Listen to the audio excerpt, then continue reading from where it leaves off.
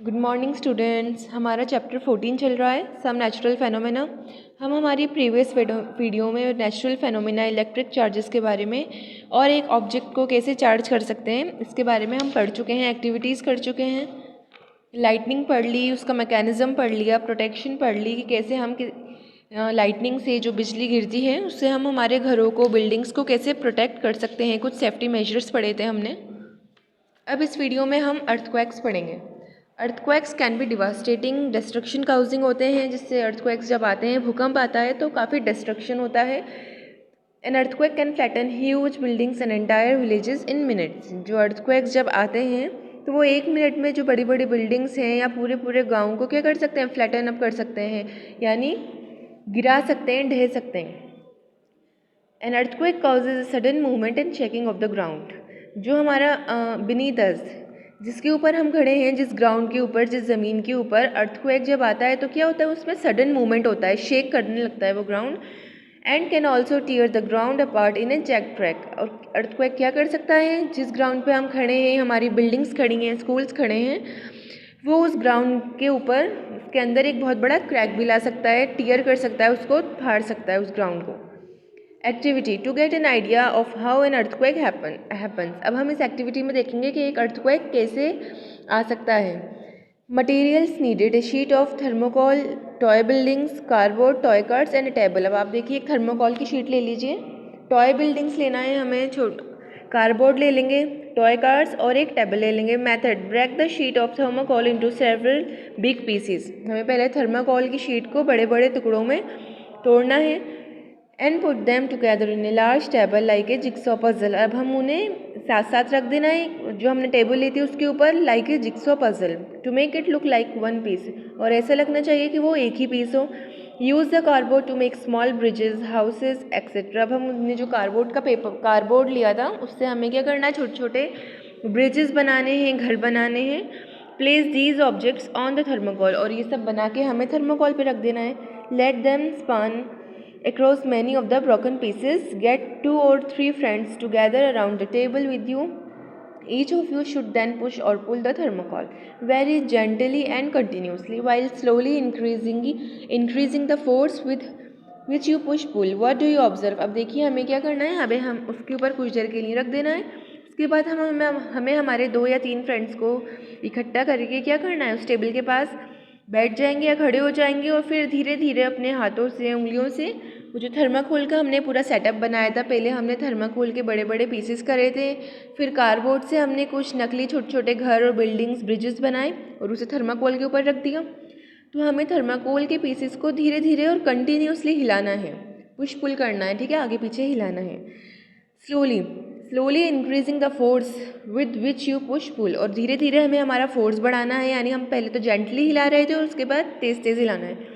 Observation, you will see that as you keep applying a force the thermocol gives way at a point and the bridges, cars, buildings etcetera fall. अब हम देखेंगे कि जैसे जैसे हम उस thermocol को कंटिन्यूसली हिला रहे थे और धीरे धीरे अपना फोर्स बढ़ा रहे थे, ठीक है, ज़्यादा फोर्स से हिला रहे थे उसको, तो जो थर्माकोल के ऊपर हमने ब्रिजेस, कार्स, बिल्डिंग्स रखे थे, जो हमने फेक ये सारी चीज़ें बनाकर रखी थी, वो सब क्या होंगी, गिरने लगेंगी। Conclusion, this should give you N idea of how an earthquake happens. अब देखिए, इससे हमें क्या हो गया, अर्थक्वेक का आइडिया मिल गया इस एक्टिविटी से। In order to understand what makes an earthquake happen, we have to first learn about the structure of the earth. अब देखिए, अर्थक्वेक अर्थ पर आता है, अर्थ के आउटर लेयर पर, सरफेस पर, ग्राउंड सरफेस पर। तो अब हमें ये जानने के लिए कि अर्थक्वेक कैसे आता है, क्या करता है, हमें अर्थ के स्ट्रक्चर को अच्छे से पढ़ना पड़ेगा। Structure of the earth. The outermost layer of the earth, the crust and the layer immediately beneath it, the mantle, are together called the lithosphere. यहाँ एक वर्ड आया lithosphere, and what is lithosphere, outermost layer of the अर्थ, जिसे हम crust कहते हैं। अर्थ की outer most layer जो crust है, and the layer immediately beneath it, और जो क्रस्ट के नीचे, क्रस्ट के बाद जो लेयर है उसको हम बोलेंगे मेंटल। तो ये दोनों ही मिलके लिथोस्फेयर बनाती हैं अर्थ का। क्या बनाती हैं, the outermost layer of the अर्थ, जिसे हम क्रस्ट कहते हैं, जिसके ऊपर अर्थक्वेक आता है, और उसके नीचे वाली लेयर, क्रस्ट के नीचे जो लेयर प्रेजेंट है, जिसे मेंटल कहते हैं। ये दोनों ही, क्रस्ट और मेंटल, मिलके लिथोस्फेयर बनाती हैं। Both the layer forms lithosphere together. An earthquake is a sudden movement और फ्रैक्चर इन द लिथोस्फेयर। अब अर्थक्वेक क्या है, या तो सडन मूवमेंट है या फ्रैक्चर है, कहाँ पे, लिथोस्फेयर में, यानी क्रस्ट और मेंटल लेयर्स के अंदर। A very simple illustration of the structure of the earth is shown in figure 14.6। अब देखिए यहाँ अर्थ का एक छोटा सा सिंपल इलिस्ट्रेशन दिया गया है। इनर कोर, यहाँ अर्थ की लेयर दी गई है कि अर्थ कितने लेयर से मिलके बना है। First is the outermost layer is crust, जो कि सबसे नीचे शो करी गई है। Inner core is about 1200 kilometre thick. It is believe to be composed almost entirely of solid iron. तो सबसे जो इनर मोस्ट पार्ट है अर्थ का वो है इनर कोर, सबसे जो सेंटर का पार्ट है अर्थ का, हमारी मदर अर्थ का, जो 1200 किलोमीटर कितनी होती है, थिक है, मोटी है। It is believe to be composed almost entirely of solid iron, जो कम्प्लीटली किसकी बनी है, सॉलिड आयरन की। अब कोर से जो ऊपर की तरफ हम आएंगे तो हमें मिलेगा outer core. Outer core is about 2300 kilometre thick. It is believe to contain iron and nickel in a molten state. अब आउटर कोर के बाद वाली लेयर है जो 2300 किलोमीटर थिक है, और जो किससे मिलके बनी है, आउटर कोर किससे बनी है, उसकी कंपोजिशन क्या है, मेन कंपोजिशन आउटर कोर का आयरन एंड निकल, लेकिन इन एन मोल्टन स्टेट, लेकिन किस स्टेट में, मोल्टन पिघली हुई स्टेट में, सॉलिड फॉर्म में नहीं। जो इनर कोर है वो सॉलिड आयरन की बनी होती है, but outer core is made up of nickel and iron in a molten state. Nickel और आयरन की बनी होती है, but in a molten state, not in a solid state. This is also some sulphur present here. तो outer core में कुछ sulphur की amount भी प्रेजेंट होती है। Mantle is the layer immediately beneath the crust. It is about 2900 kilometre thick and consist of semi solid rock, iron, magnesium and calcium. अब हमने ऊपर पढ़ा था मेंटल और क्रस्ट, तो हमने ऊपर पढ़ा था सबसे जो आउटर मोस्ट लेयर होती है अर्थ की, जिसके ऊपर हमारी बिल्डिंग्स वगैरह बनी है, स्कूल्स बने हैं, हम खड़े होते हैं, वो तो क्रस्ट कहलाती है। और क्रस्ट से नीचे वाला पार्ट मेंटल है। तो मेंटल कितनी थिक होती है, 2900 किलोमीटर थिक, और किसकी बनी होती है, सेमी सॉलिड रॉक्स की, आयरन की, मैग्नीशियम एंड कैल्शियम की, जो मेंटल एंड क्रस्ट जो मिलके लिथोस्फेयर बनाते हैं। Now crust is the thin outer covering of the earth. Crust क्या है, पतली सी आउटर कवरिंग है अर्थ की। The crust is thinner at the ocean floor than under the continents. अब ओशन फ्लोर में क्या होती है, थिनर होती है कॉन्टिनेंट्स के कंपैरिजन में। ओशन फ्लोर्स क्या होंगे, जिन फ्लोर्स के ऊपर पानी भरा हुआ है, ओशन का जो इनर मोस्ट पार्ट है, जो लेयर है ओशन की जिसके ऊपर पूरा पानी फिलअप होता है, वो ओशन फ्लोर है, जिसके ऊपर पूरा ओशन का पानी आता है। तो जो वो क्रस्ट है ओशन फ्लोर के अंदर, वो 6 से लेके 11 किलोमीटर तक थिक है, और जो कॉन्टिनेंटल क्रस्ट है वो 30 से 70 किलोमीटर तक थिक है। So ocean floor is thinner than continental crust, ocean crust. सबसे आउटर मोस्ट पार्ट क्या है अर्थ का, क्रस्ट, उसके बाद मेंटल, उसके बाद आउटर कोर, और सबसे इनर मोस्ट पार्ट है अर्थ का इनर कोर, जो कि मोल्टन आयरन से बना है, entirely made up of solid iron, not molten iron. Outer core is made up of molten iron and निकल, and inner core is made up of solid iron. Plate tectonics. Plate tectonics is a generally accepted theory that explains how earthquakes happen. अब देखिए एक plate tectonic का word आया है जो एक theory है। Plate tectonics is a theory that explains how earthquakes happen, जिससे जो हमें बताती है कि earthquake कैसे होते हैं। Plate tectonics, according to theory of plate tectonics, the earth's surface is divided into several large and small plates. अब इस थ्योरी के अकॉर्डिंग क्या बताया गया है कि जो हमारी अर्थ है वो सेवरल लार्ज और स्मॉल प्लेट से मिलके बनी है, बहुत सारी बड़ी बड़ी प्लेट से और कुछ छोटी प्लेट से। Due to slow movement inside the earth, these plates move with respect to one another very slowly. अब अर्थ के जो अंदर मूवमेंट होता है, स्लो मूवमेंट होता है, उसकी वजह से ये प्लेट भी मूव करती हैं with respect to one another, ठीक है, एक दूसरे के रिस्पेक्ट में, very slowly, just about a few inches in year. कितना इनका मूवमेंट क्या है, एक साल में कुछ इंचेस मूव करती हैं, ठीक है, with respect to one another. This movement results in earthquakes, volcanic eruptions and mountain and ocean formation. अब ये मूवमेंट्स हो रहा है इन 7 मेजर प्लेट्स के अंदर, सेवरल स्मॉल और मेजर प्लेट्स में, बिग प्लेट्स के अंदर। अब यही मूवमेंट क्या पैदा करता है, अर्थक्वेक्स, वॉल्केनिक इरप्शंस, जो ज्वालामुखी फूटते हैं, और ओशन का निर्माण, ओशन का फॉर्मेशन करता है और माउंटेन का फॉर्मेशन करता है। हमारी ग्रेट हिमालयाज वो भी इन्हीं प्लेट के मूवमेंट्स की वजह से बने हैं। The boundary between the plates are called seismic zones and fault zones. अब यहाँ देखिए, यहाँ पे आपको कुछ ब्लैक ब्लैक लाइनिंग दे रखी है। तो ये लाइनिंग्स क्या है, दो बाउंड्रीज का जो कनेक्शन है वो इस लाइनिंग से डिनोट किया गया है। तो ये लाइनिंग्स क्या कहलाएंगी, सिस्मिक जोन और फॉल्ट जोन्स। हमने ऊपर वाली एक्टिविटी में कुछ कार्डबोर्ड के पीसेस, थर्मोकोल के पीसेस ज्वाइन करे थे। तो दो थर्मोकोल के बीच में आप जानते हैं गैप आएगा, भले से वो गैप ज़्यादा बड़ा नहीं था, हमने पास पास रखे थे वो थर्मोकोल के पीसेस। उन्हीं ऐसे ही क्या होता है, गैप्स आते हैं अलग अलग प्लेट्स में। जो अर्थ है जो सेवरल लार्ज और स्मॉल प्लेट से मिलके बनी है, वैसे ही उन प्लेट्स के बीच में भी कुछ माइन्यूट गैप्स होते हैं जो इजीली विजिबल नहीं है पर होते हैं। तो वही सिस्मिक जोन और फॉल्ट जोन्स कहलाते हैं। Earthquakes occur very frequently in and around seismic zone. और सबसे ज़्यादा जो अर्थक्वेक होते हैं वो इन्हीं सिस्मिक जोन्स में होते हैं या इनके आसपास होते हैं, around seismic zones. Figure 14.8 is a simplified description of how an earthquake occurs. अब देखिए फिगर 14.8 में diagrammatic representation of how an earthquake occurs। यहाँ एक डायग्रामेटिक रिप्रेजेंटेशन दे रखा है अर्थक्वेक्स का, जो हम देखेंगे।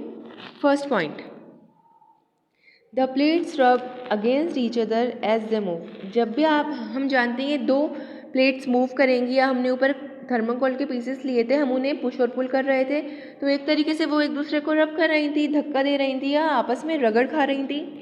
Sometimes the jagged edges of two plates get locked into each other and prevent them from moving. कई बार क्या होता है, जैक जो एजेस होती हैं, ऊबड़ खाबड़ एजेस जो होती हैं, वो आपस में क्या होती हैं, लॉक हो जाती हैं एक दूसरी प्लेट से दूसरी प्लेट्स और दो प्लेट्स के बीच में, and prevent them from moving. और क्या होता है, उसमें मूवमेंट कम हो जाता है, जिससे क्या होती है, मूविंग नहीं होती। As a result pressure builds up against these rough edges. और इसकी वजह से क्या होता है, प्रेशर तो बिल्डअप होता है, लेकिन अगेंस्ट में जो उनकी जो रफ एजेस होती हैं उनके अगेंस्ट में प्रेशर बिल्डअप होने लगता है। As the pressure build up continues the edges give away. जैसे जैसे प्रेशर बड़ा होता जाएगा वो एजेस क्या होंगी, they give away. The resulting sudden movement of the plates caused N earthquake. और जो मूवमेंट होगा, रिजल्टिंग सडन मूवमेंट, ठीक है, दो प्लेट्स आपस में लॉक हो गई क्योंकि उनकी जो एडजस्ट हैं वो जैक फॉर्म में थे, यानी उबड़ खाबड़ थे, जिगजैग पैटर्न कैसा भी कह लीजिए आप, इवन वे में नहीं थे, इवननेस नहीं थी उनके अंदर। उसकी वजह से क्या हुआ, प्रेशर बिल्डअप होने लगा। वो तो मूवमेंट कर रही थी लेकिन वो आगे पीछे नहीं, वो मूव नहीं कर पा रही थी आगे पीछे की तरफ, तो उनमें प्रेशर बिल्डअप होने लगा। जैसे जैसे ज़्यादा प्रेशर बढ़ने लगा, क्या हुआ, वही प्रेशर ज़्यादा होने की वजह से अर्थक्वेक होने लगा, उनमें आपस में मूवमेंट होने लगा। The resulting sudden movement of the plates, ठीक है, वो प्लेट्स आपस में ही हिलने लगी उसी सेम पोजीशन में, रेस्ट पोजीशन में, वही क्या होता है, अर्थक्वेक होता है। The point where the edges give way is called the focus. अब देखिए, जिस मेन पॉइंट के ऊपर क्या होता है, where the edges give way, एक वे बनाती हैं, वही क्या कहलाता है, फोकस कहलाता है। The point vertically above the focus on the surface of the earth is called the epicentre. अब एपिसेंटर क्या है, फोकस का वर्टिकली अबव, ऊपर की तरफ जो मेन पॉइंट होगा, the point vertically above the focus, focus के जस्ट अबव क्या होगा, एक पॉइंट कहलाएगा जिसे हम एपिसेंटर कहेंगे। और वो क्या है, on the surface of the अर्थ, कहाँ प्रेजेंट होगा, अर्थ की सरफेस पर, epicentre. Vibrations caused by an earthquake travels in the form of waves within the earth or along the surface of the earth. These waves are called seismic waves. देखिए अब क्या हुआ, vibration तो create होगा क्योंकि हम जानते हैं पार्टिकल से मिलके बना होता है सारा मैटर। अर्थ भी किससे बनी है, छोटे छोटे एटम्स पार्टिकल से। अर्थ के अंदर कितनी भी लेयर्स है उसमें रॉक्स प्रेजेंट हैं, तो उन सब में वाइब्रेशन होना शुरू हो जाएगा, ठीक है। वाइब्रेशन क्यों हो रहा है, क्योंकि जो दो प्लेट्स थी जब वो मूव कर रही थी तो उनमें कुछ अनइवननेस थी, ठीक है, तो वो उन अनइवननेस की वजह से, जैक फॉर्म की वजह से एक दूसरे से क्या हो गई, लॉक्ड हो गई एक दूसरे में। अब वो हिल तो रही थी लेकिन आगे पीछे मूव नहीं कर पा रही थी, जिसकी वजह से एक बड़ा प्रेशर बिल्डअप हुआ। और वही क्या हुआ, उन जो मेन प्लेट्स थी उन्हें हिलाने लगा, वही हमें अर्थक्वेक महसूस हुआ कि अर्थक्वेक हो रहा है, ठीक है। उसी अब वो जो वाइब्रेशन क्रिएट होगा अर्थक्वेक की वजह से, या उनके प्रेशर जो बिल्डअप हुआ जिसकी वजह से उनमें मूवमेंट होना शुरू हुआ था, वो वाइब्रेशन क्या करेगा, पूरी जो प्लेट्स हैं उसमें वेव्स के फॉर्म में ट्रैवल करेगा, और वही उन्हीं वेव्स को हम सिस्मिक वेव्स कहते हैं। देखिए यहाँ दिखा रखा है कैसे वो जो वाइब्रेशन है वो वेव्स में एक पॉइंट से दूसरे पॉइंट तक जा रहा है प्लेट्स के अंदर इन the form of waves.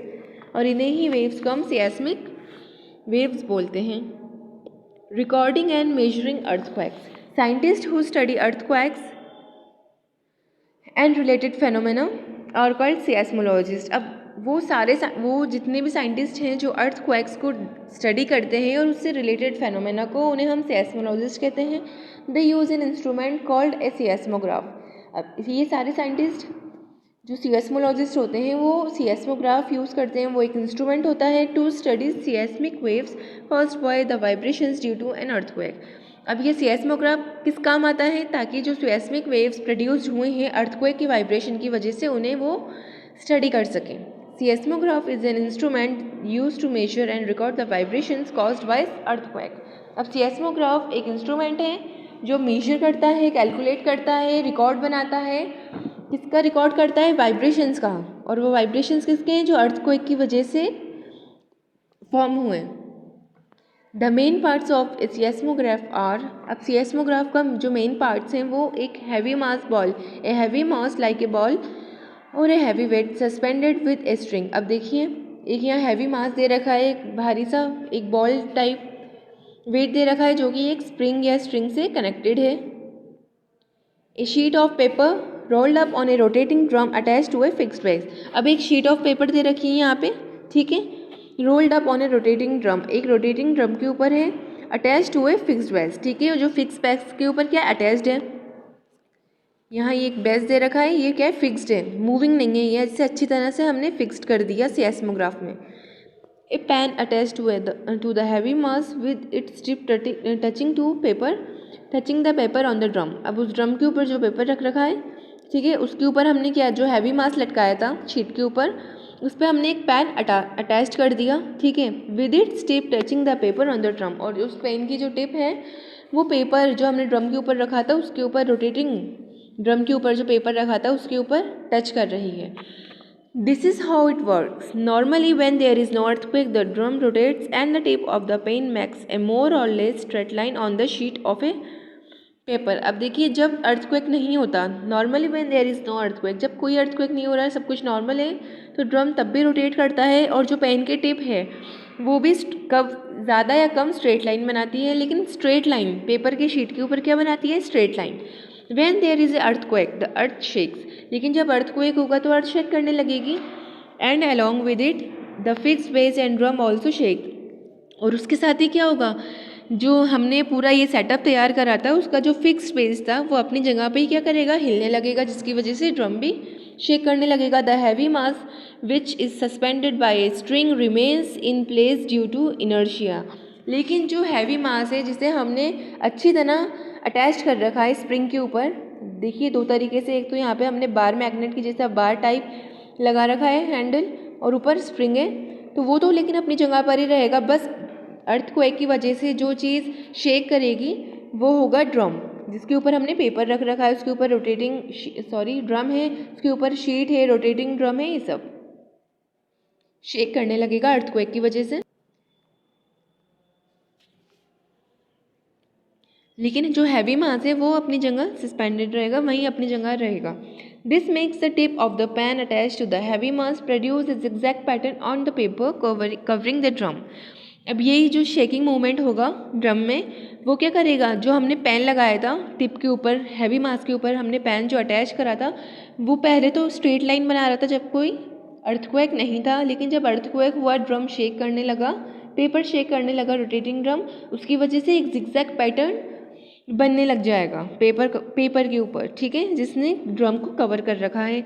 A seismograph shows seismic waves in the form of a pattern called seismograph, ठीक है, जो सिस्मोग्राम। अब यही जो पैटर्न बना जिगजैग पैटर्न, हमने इसे क्या नाम दिया? सिस्मोग्राम, नॉट ग्राफ। सिस्मोग्राफ तो एक इंस्ट्रूमेंट है, ये पूरा सेटअप है जिसे हम सिस्मोग्राफ कहते हैं। अब अर्थक्वेक की वजह से देखिए यहाँ एक जिगजैग पैटर्न बन रहा है पेपर के ऊपर, ठीक है, तो इसको हम सिस्मोग्राम बोलेंगे। और यही क्या बताएगा? मैग्नीट्यूड बताएगा अर्थक्वेक का, कि कितने मैग्नीट्यूड पे अर्थक्वेक आया। Did you know the branch of science concerned with earthquakes are related phenomena and related phenomena is called seismology, ठीक है। सिस्मोलॉजिस्ट तो वो साइंटिस्ट हैं जो अर्थक्वेक को स्टडी करते हैं और अर्थक्वेक्स की वजह से होने वाले फिनोमिना को, जिसे वॉल्केनिक इरप्शन होता है अर्थक्वेक की वजह से, ओशन का फॉर्मेशन होता है, कॉन्टिनेंट्स का फॉर्मेशन होता है, ठीक है, तो वो तो सेस्मोलॉजिस्ट कहलाते हैं। लेकिन वो पूरी साइंस, ब्रांच ऑफ साइंस जो कि अर्थक्वेक से होने वाले फिनोमिना को बताती है, वो सेस्मोलॉजी कहलाती है। सीएस्मोग्राफ वो इंस्ट्रूमेंट है जो अर्थक्वेक को कैलकुलेट करता है। सीएस्मोग्राम क्या है? अर्थक्वेक सीएस्मोग्राफ के ऊपर उभरने वाली जिगजैग लाइन, ठीक है। A seismograph shows seismic waves in the form of pattern called seismogram. Seismogram can be defined as the pattern on the paper which is the output of seismograph. अब हम seismogram को seismograph का output भी कह सकते हैं, जो paper के ऊपर पैटर्न के फॉर्म में बना है, जिगजैग पैटर्न के ऊपर।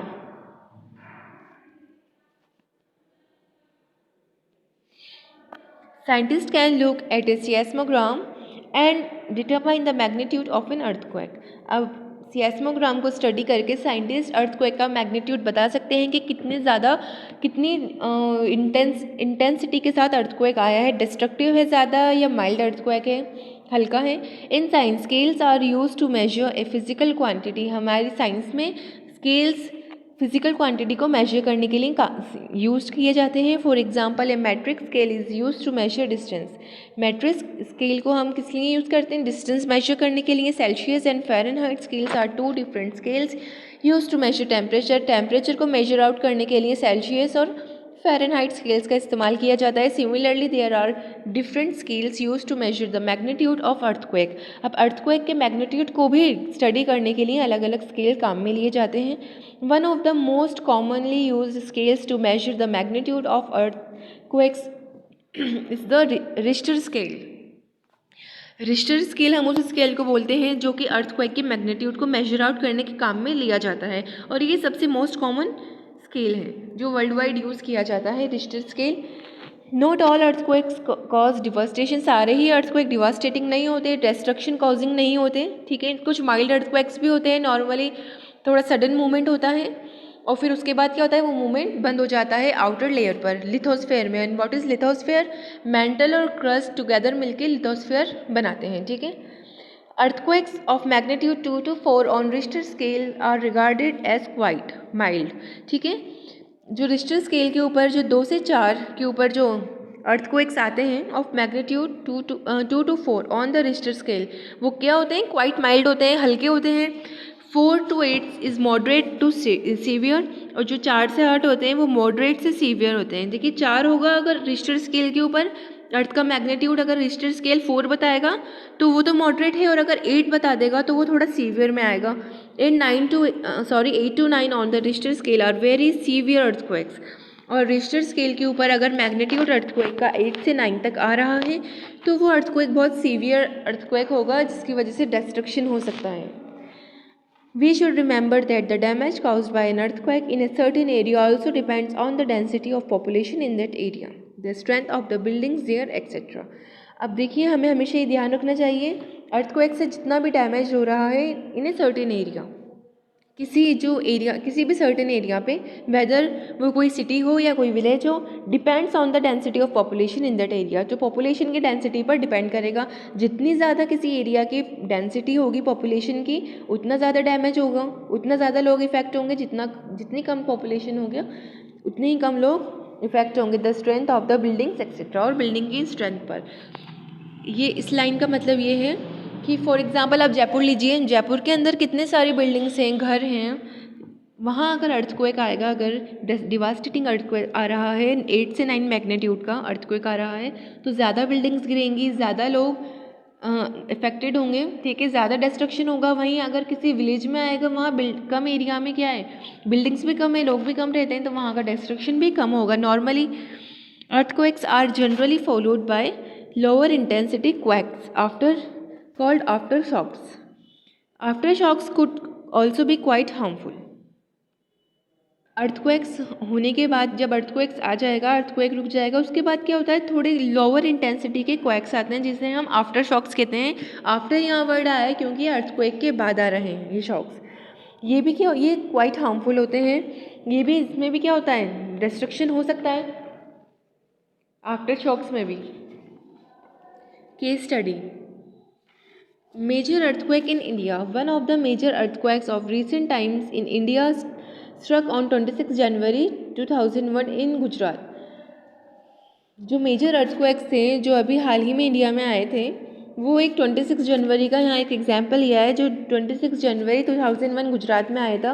More than 20,000 lives were lost. The magnitude of the earthquake was 7.6 to 8.1 on the Richter scale. 20,000 या 20,000 लाइव्स लॉस्ट हो गई थी. 20,000 डेड हुए थे और उसका मैग्नीट्यूड जो था उस अर्थक्वेक का रिश्टर स्केल पर वो 7.6 से 8.1 था. यहाँ एक एग्जाम्पल आया है कि 7.6 से 8.1 तक का जो अर्थक्वेक है वो कितना डिवास्टेटिंग हो सकता है. गुजरात में आया था ये अर्थक्वेक 2001 में 26 जनवरी में, जिसकी वजह से 20,000 लाइव्स चली गई थी. 20,000 लोग डेड हो गए थे. Another earthquake this time 7.6 on the Richter scale struck at the Indo-Pakistan border on the morning of 8 October 2005. अब इंडो पाकिस्तान बॉर्डर के ऊपर भी 7.6 का एक अर्थक्वेक आया था 2005 में 8 अक्टूबर को. About 50,000 people lost their lives. उसमें 50,000 लोगों ने अपनी जानें गंवा दी थी. Protection from earthquake. Earthquakes are too powerful for us to stop them. Earthquakes हमारे कंट्रोल से बाहर हैं, बहुत ज़्यादा पावरफुल होते हैं. Dangerous and destructive events and processes associated with an earthquake is called earthquake hazards. जितने भी डिस्ट्रक्टिव इवेंट होंगे, जो कुछ भी होगा अर्थक्वेक की वजह से, वो सब अर्थक्वेक हजार्ड्स हम उन्हें बोलेंगे. Some earthquake hazards are listed below. अब कुछ ऐसे हजार्ड्स जो अर्थक्वेक की वजह से होते हैं वो नीचे दिए गए हैं. First, soil can lose strength and result in ground failure. जो सॉइल है, जहाँ पे भी जिस भी एरिया में ज़्यादा मैग्नीट्यूड का अर्थक्वेक आएगा वहाँ की सॉइल क्या करेगी, अपनी स्ट्रेंथ गंवा देगी. The soil get saturated with water and start behaving like a fluid and loses the strength to support building and other structures. अब देखिए सॉइल का एक जो मेजर क्वालिटी होती है वो ये होती है एक जगह बने रहना, और हम उसके ऊपर जो भी कंस्ट्रक्शन कर रहे हैं, जो भी उसके ऊपर डेवलपमेंट हो रहा है, कोई भी बिल्डिंग बन रही है, स्कूल बन रही है, तो सॉइल की स्ट्रेंथ के ऊपर ही तो वो बिल्डिंग टिकी हुई है. अगर जो नीचे सॉइल है, जो बेस है, वो कमज़ोर होगा तो जितनी भी हम लोग बिल्डिंग्स बनाएंगे सॉइल के ऊपर, ग्राउंड के ऊपर, वो सारी क्या होंगी, टूट जाएंगी, ढह जाएंगी. तो अर्थक्वेक की वजह से क्या होता है, वो वाटर की तरह बिहेव करने लगती है, बिहेविंग लाइक ए फ्लड. यानी उसकी जो स्ट्रेंथ है, जिस स्ट्रेंथ की वजह से सॉइल के पार्टिकल्स एक दूसरे के ऊपर में बंधे हुए हैं, ठीक है, कनेक्टेड है, वो कनेक्टिविटी, वो स्ट्रेंथ क्या होगी, ख़त्म हो जाएगी. और सॉइल क्या करेगी, फ्लूइड की तरह बिहेव करने लगेगी, आगे की तरफ बहने लगेगी. And loses its strength to support buildings and other structures. The ground surface can develop wide cracks, fold up or get deformed in a variety of waves. अब जो ग्राउंड सर्फेसेस होंगे जहाँ पे भारी मैग्नीट्यूड में अर्थक्वेक आया हुआ होगा, उनके ऊपर क्या होंगे, बड़े बड़े क्रैक्स डेवलप हो जाएंगे. फोल्ड अप यानी वो ऊपर की तरफ भी उठ सकते हैं या अंदर की तरफ भी क्या हो सकता है, उसमें क्रैक आ सकते हैं. और get deformed in a variety of waves, और अलग अलग तरीक़ों से क्या हो सकते हैं, डिफॉर्म्ड हो सकते हैं. Landslides and tsunamis can occur. Landslides होती हैं अर्थक्वेक की वजह से. सुनामीज, अगर ओशन के अंदर अर्थक्वेक आएगा उसकी वजह से सुनामी पैदा हो सकती है. सुनामी क्या है, बड़ी बड़ी लेयर्स, जो टाइड्स फॉर्म होते हैं, बड़ी बड़ी लेयर्स हमारी जो अर्थ के हमारी कंट्री के जो भी जितने भी कोस्टल एरियाज़ होते हैं उसके जो पास में कोई ओशन के अंदर अर्थक्वेक आएगा तो उसकी वजह से बड़ी बड़ी पानी की लहरें बनने लगती हैं, और वो क्या करती हैं, कोस्टल एरियाज़ में आ जाती हैं. और जितनी भी सिटीज़ कोस्टल एरिया के पास बनी हुई हैं वहाँ पे डिस्ट्रक्शन होता है इन सुनामीज़ की वजह से. Dams can break resulting in flooding. अगर ऐसे इलाकों में अर्थक्वेक आएगा जहाँ डैम्स बने हुए हैं, रिजर्वियर्स बने हुए हैं, तो वो टूट भी सकते हैं अर्थक्वेक की वजह से. जिसकी वजह से क्या होगा, जो भी डैम्स के अंदर पानी भरा हुआ होगा वो लीक कर जाएगा और फ्लड आ जाएगी. Electrical power lines and gas lines can break and result in fires. अब पोल्स तो हर जगह प्रेजेंट हैं, इलेक्ट्रिकल पोल्स. आजकल गैस लाइन्स डलने लगी हैं, अंडरग्राउंड गैस लाइन्स. अर्थक्वेक आएगा उन एरिया में जहाँ गैस लाइन्स प्रेजेंट हैं, ठीक है, तो क्या होंगी, गैस लाइन टूट जाएंगी जिसकी वजह से आग लग सकती है. इलेक्ट्रिकल पावर लाइन से आपकी इलेक्ट्रिकल पोल्स हैं वो गिर सकते हैं, डैमेज हो सकते हैं. करंट की वजह से क्या होगा, जिस चीज़ के ऊपर भी आपके पोल्स गिरेंगे, जो इलेक्ट्रिकल पावर लाइन से आपके वायर्स हैं वो गिर जाएंगे, आग लग सकती है. जिसकी वजह से scientist still have no method by which they can predict an earthquake. अभी तक साइंटिस्ट के पास ऐसा कोई मेथड डेवलप नहीं हुआ है या कोई भी ऐसा मेथड उन्होंने नहीं बना पाए हैं जिसकी वजह से वो एक अर्थक्वेक को प्रेडिक्ट कर सकें। From our side we can take some precautions to minimise the damage caused by earthquake. हम सिर्फ प्रिकॉशंस ही ले सकते हैं कि अर्थक्वेक की से जो डैमेज हो सकता है उसे कैसे मिनिमाइज कर सकें और अपनी जानों को बचा सकें। Here are a few such precautions. First, buildings should not be built on landfills and reclaimed areas, as the soil may not have enough strength to support a building during an earthquake. अब हमें ऐसी जगहों पे buildings नहीं बनानी चाहिए जहाँ पे लैंडफिल करते हो हम। लैंडफिल से आप जानते हैं जहाँ गड्ढे करके हम कचरा जो डिपॉजिट गार्बेज है हम उसे क्या करते हैं लैंड के अंदर फिल्ड अप बरी कर देते हैं। तो हमें ऐसी जगहों पे बिल्डिंग्स नहीं बनानी चाहिए क्योंकि वहाँ क्या होगा, सॉइल के पास इनफ स्ट्रेंथ होगी ही नहीं जिससे वो उस ऊपर बनने वाली बिल्डिंग को सपोर्ट कर सके। और specially in earthquakes, buildings in earthquake prone areas should be constructed using light weight materials. अब ऐसी जगह पर जहाँ अर्थक्वेक ज़्यादा मात्रा में आते हैं, अर्थक्वेक प्रोन एरियाज होते हैं जहाँ अर्थक्वेक या तो आ चुके हैं या आने की संभावना है, सिस्मिक जोन से एरियाज जो होते हैं, वहाँ हमें जो बिल्डिंग्स हम बनाते हैं, जो भी घर बनाएं या बिल्डिंग्स बनाएं, उन्हें हमें लाइट वेट मटेरियल में बनाना चाहिए। Ceiling fans, air conditioners and other heavy items should be fixed firmly since they can fall on people and cause injuries during an earthquake. अब जहाँ अर्थक्वेक ज़्यादा आते हैं या आने की संभावना है, वहाँ के जो सीलिंग फैंस होते हैं, एसीज वगैरह होते हैं, उन्हें हमें लाइट वेट का बनाना चाहिए। या अगर वो जिस भी वेट के हों, जो भी हैवी अदर जितने भी आइटम्स हैं, उन्हें हमें क्या करना चाहिए, फिक्स्ड फर्मली, उन्हें फिक्स्ड अच्छी तरह फिक्स कर देना चाहिए वॉल्स पर, जिसकी वजह से अर्थक्वेक अगर वहाँ आता है तो वो वहाँ प्रेजेंट लोगों के ऊपर गिरे नहीं। Earthquakes happen very suddenly and during an earthquake people may find themselves in vastly different situation. Earthquake एकदम सडन मूवमेंट होता है, सडनली आते हैं, उनके आने से पहले वो कोई भी ऐसी कोई साइन नहीं आती अर्थक्वेक के आने से पहले। जैसे अगर कोई तूफान आ रहा होता है, स्टॉर्म आता है, तो हमें पहले से जो हमारा एनवायरनमेंट है, स्काई है, उसके अंदर बड़े बड़े क्लाउड्स नज़र आने लगते हैं कि हम उससे प्रेडिक्ट कर सकते हैं कि हाँ भाई स्टॉर्म आने वाली है या रेन आने वाली है, तो हम पहले से प्रिकॉशंस लेना शुरू कर देते हैं। पर अर्थक्वेक के टाइम ऐसा नहीं होता, अर्थक्वेक सडन होता है। During an earthquake people may find themselves in vastly different situations. अब देखिए अलग अलग जगह जहाँ पे भी अर्थक्वेक आते हैं वहाँ की सिचुएशन भी अलग होगी। कुछ लोग क्या होंगे, एकदम अर्थक्वेक आ गया, कुछ बाहर होंगे लोग, ठीक है, कुछ ऑफिस में होंगे, कुछ घरों के अंदर होंगे, तो सबकी सिचुएशन क्या होगी, अलग अलग होगी। It is therefore very difficult to give advice on what to do during an earthquake. और इसी वजह से ये बहुत मुश्किल है ये बता पाना कि हमें अर्थक्वेक आए तो हमें क्या करना चाहिए।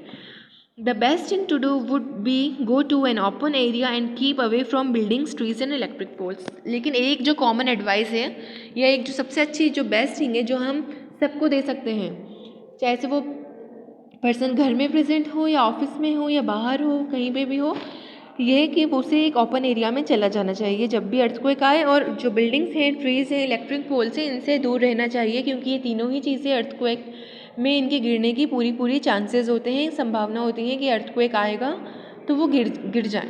इसलिए हमें क्या करना चाहिए, जब भी अर्थक्वेक आए हमें एक वाइड प्लेसेस, ओपन प्लेसेस में, ग्राउंड्स में चले जाना चाहिए जहाँ कोई आसपास बड़ी बिल्डिंग्स ना हो, ना ट्रीज़ हों और ना इलेक्ट्रिक पोल्स हों। ये हमारा चैप्टर पूरा कंप्लीट हो गया। इस लास्ट वीडियो में हमने अर्थक्वेक पढ़ा, स्ट्रक्चर ऑफ अर्थ पढ़ा और अर्थक्वेक को प्लेट टेक्टोनिक्स पढ़े, recording and measuring of earthquake पढ़ा। सीस्मोलॉजिस्ट वो साइंटिस्ट होते हैं जो अर्थक्वेक और उससे रिलेटेड फेनोमेना को स्टडी करते हैं। सीस्मोग्राफ वो इंस्ट्रूमेंट है जो अर्थक्वेक के मैग्नीट्यूड को बताता है। सीस्मोग्राफ का आउटपुट है जो पेपर के ऊपर जिगजैग लाइन को बताता है जिससे हमें मैग्नीट्यूड पता चलता है अर्थक्वेक का। यह सीस्मोग्राफ वो जिगजैग लाइन है जो सीस्मोग्राफ से बनी है। रिश्टर स्केल वो स्केल है जो मैग्नीट्यूड अर्थक्वेक के मैग्नीट्यूड को मेजर करता है, बताता है, ठीक है। यहाँ फ़ारेनहाइट स्केल, सेल्सियस स्केल भी बताए गए थे, ये टेम्परेचर को बताने वाले स्केल्स हैं। हमने प्रोटेक्शन देखी अर्थक्वेक से, हम खुद को कैसे प्रोटेक्ट कर सकते हैं। That's it, thank you.